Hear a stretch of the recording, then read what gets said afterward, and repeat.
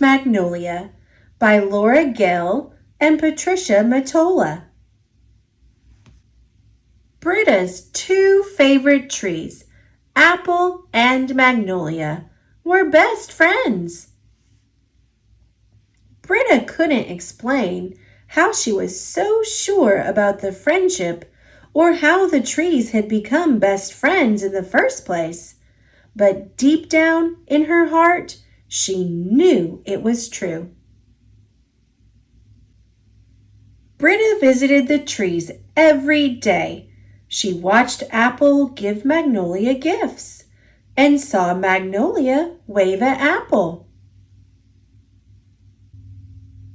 Britta danced along as the two trees swayed together under the stars. Dad said nicely that he didn't think trees could be friends. Bronwyn said, not as nicely, that trees absolutely, positively could not be friends.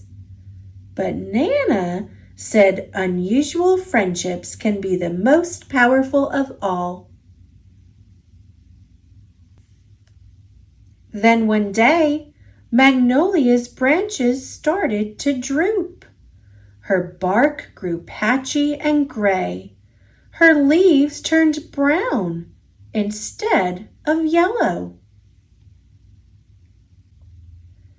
Dad said nicely that he didn't think Magnolia would survive the winter. Bronwyn said not as nicely that Magnolia absolutely, positively would not survive the winter. But Nana asked if Britta had a plan to help Magnolia. Britta did. She tied a string with 2 cups so that Apple could hear Magnolia's sighs and Magnolia could hear Apple's sweet whistling songs. And Britta wrapped a long scarf between the 2 trees so that they could feel each other's warmth through the cold winter months. She hung a strand of lights between Magnolia and Apple so that they could see each other, even on moonless nights. One morning, Britta looked at the limp string, the sagging scarf, and the drooping lights. Was it her imagination? Or were the 2 trees closer together than they had been before? Britta measured the distance between Magnolia and Apple. Each morning, she measured again. Dad said nicely that he didn't think the trees were growing toward each other.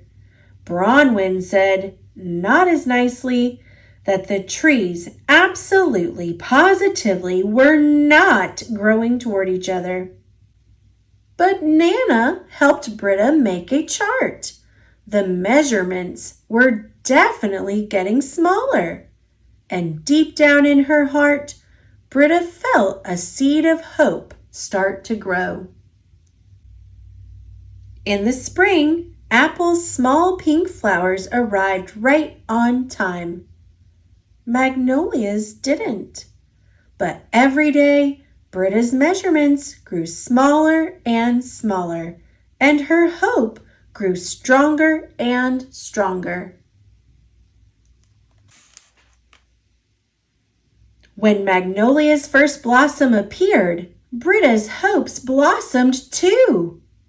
And when hundreds of pink magnolia flowers burst into bloom at last, Britta made pink necklaces for both trees to celebrate. Dad said nicely that he didn't think Apple had helped Magnolia survive the winter. Bronwyn said not as nicely that Apple absolutely, positively had not helped Magnolia survive the winter.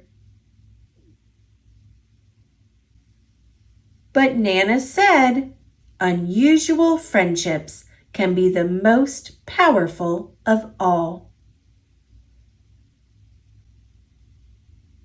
And deep down in her heart, Britta knew it was true.